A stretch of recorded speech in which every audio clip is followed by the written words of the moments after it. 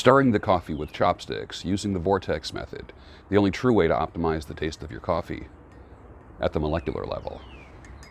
Good morning. Welcome to the Daybreak Show. I am the Sultan.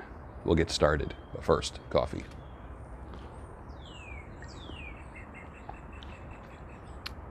Perfect. Perfect. Outside today. Yum. That is very good. Outside with nature today on the back deck. All my birds are singing.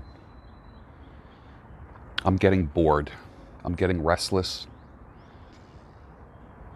And I don't know why. Something is coming. Something is stirring inside of me. I can't explain what it is. I'm going to tune up the bike today. This is my bike. It's kind of a hybrid kind of thing. It's a big bike. It's LL Bean's Acadia Cruiser. I think I've had it for 14 years, almost 15 years. I love it. It's my favorite bike of all time. I'm hoping it'll be my last bike. I want to be able to just overhaul the bearings in it and really keep it in great shape. It's been very comfortable for me. I bought it because it was comfortable, and I'm not an aggressive rider.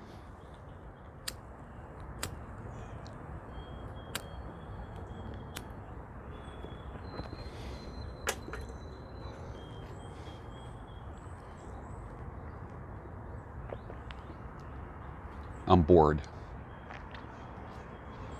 And what got me thinking about that was doing the same thing over and over and over. I met somebody who was bragging about how they were at their company for 27 years. It wasn't bragging, it was stating a fact.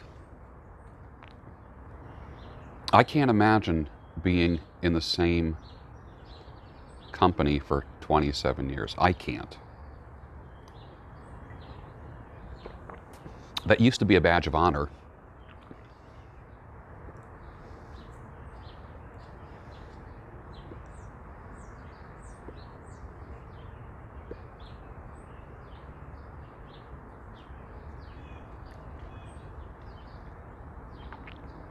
This is a Shire pipe. In it, I am smoking a tobacco called Daybreak.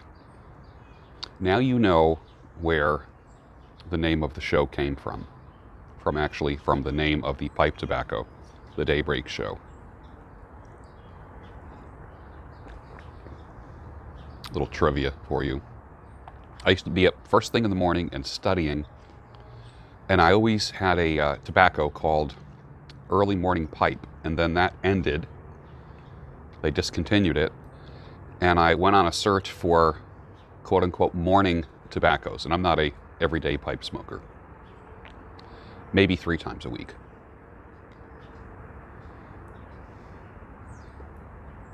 And I would study in the morning and write while having Early Morning Pipe, and then when that got discontinued, I found Daybreak, which was the same exact formulation. So having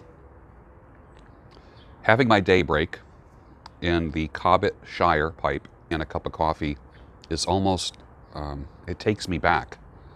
It's almost sentimental thinking about it. Interesting, right? What do you do when you're bored? I shouldn't say bored. Maybe I should come up with a new word. Bored is for people who don't have resources and don't have a lot going on up here. I'm bored, or children. I should say I'm stirred. I am stirred from within. Something is happening. I don't know what it is. As far as direction, as far as content. I start the world tour in about a week. That the books will continue to be written. The books that will be put out this year are, I haven't decided on the name of one, but it's going to be something like Wisdom from the Grandfather You Never Had. The second one's going to be The Stable Stoic. Third one, and I've been working on all these, they're like canvases where I have half painted portraits. Third one is relationship fasting. And I'm reminded this is the time of year that it's so noisy outside here.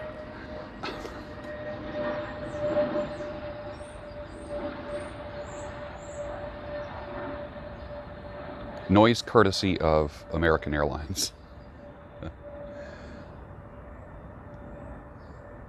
And I've been editing for a year an ebook. I'm trying to get all my books down to under 100 pages. That's the task. I want to write books that people read. I guarantee you half of the 300 to 400 page books that you have, most of you don't read the whole book. I find that if I write the kind of stuff, if you went through a 400 page book and highlighted the whole book, the things that are the highlights would be my book. The things that matter, the things that are impactful. So the last book this year is How to Leave Retail Once and for All.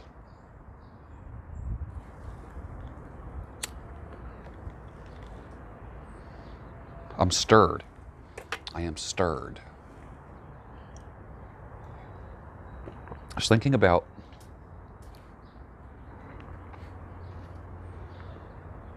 it just came to my mind today. Thinking about the father that I never had and the father that I never was.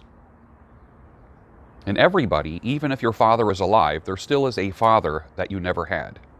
And those are the things that you wish your dad was. Reminds me of the song, all of a sudden it occurred to me, he'd grown up just like me, my boy was just like me. Song Cats in the Cradle by Harry Chapin. There's the father that we had, and there's the father that we wish we had. There's the father that we were as dads ourselves, and there's the father that we wish we were. And you can't change the father that you never had, and you can't change the father that you never were. So what do?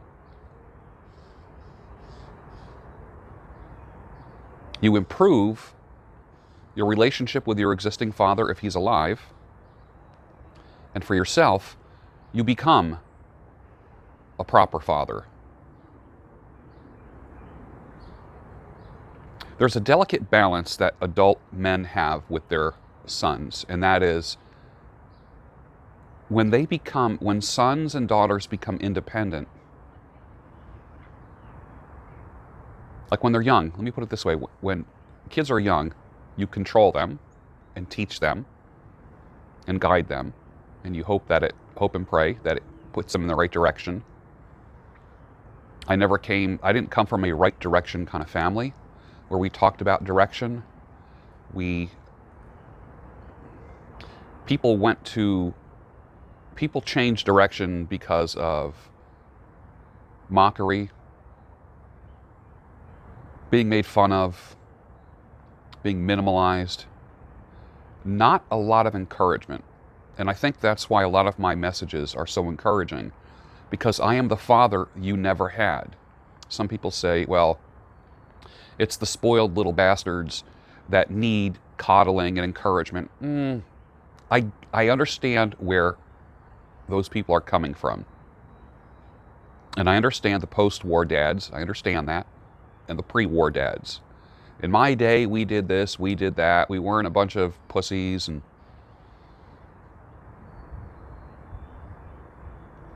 But there's a certain point in parenting where, in your life, as a man, where you don't want to piss your kids off. And you get thrilled to get a text or an email or a phone call from your kids. They're on their own. And I never had the kind of parents that really,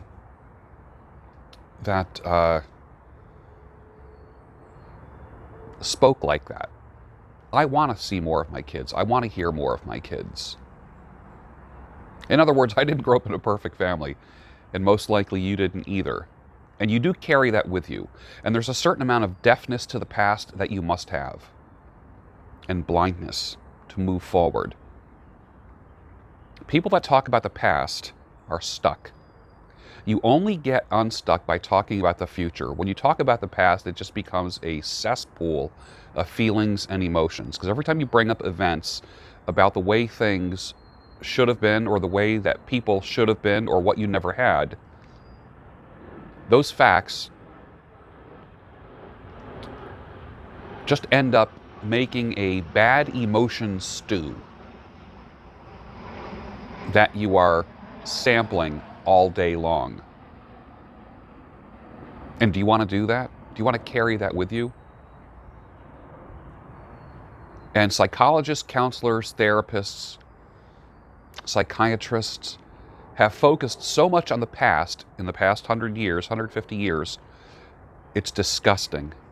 And people are stuck because of their past. And there's a time to put the past behind you, and that's what a good coach does. They actually will teach you to look forward and not be sipping on the emotion stew all day long. You know, when you put a pot of soup on in the morning, or a stew or a sauce or something, and every now and then you lift up the lid to get a smell, or you put the wooden spoon in and taste it, stir it up, put the lid back on, a few more hours, and you taste it and sip it and smell it throughout the day, anticipating the goodness of the spaghetti dinner, of the stew, of the soup, the fresh baked bread that you're going to have later on. When you have emotion stew in your life and you keep sipping on it, there's nothing to look forward to. There's no end. At least with a real soup and a real stew, the prize is when you finally ladle it out into the bowls and you're having the cheese and crackers and the glass of wine and the crusty bread and the sandwiches, and there's a reward at the end of it. There's no reward at the end of the day for emotional stew. There is zero upside. When you talk about your past, your face will change. Your countenance literally will change when you're talking about your past.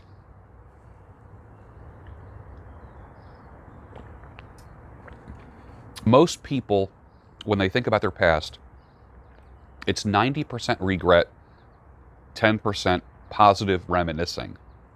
90% regret.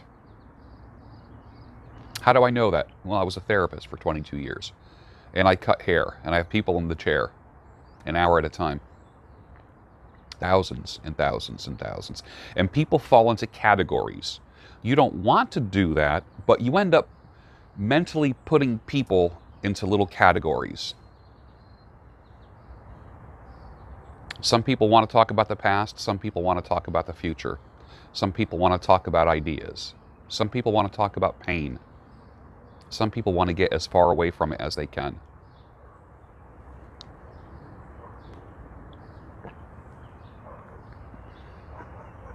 I'm stirred. Something is stirring inside of me. I don't know what that is. I don't know what that is.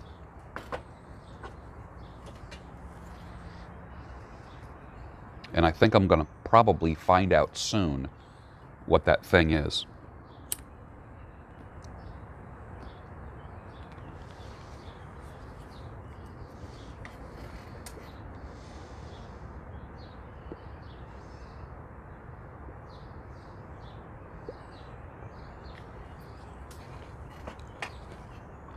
Finish your coffee.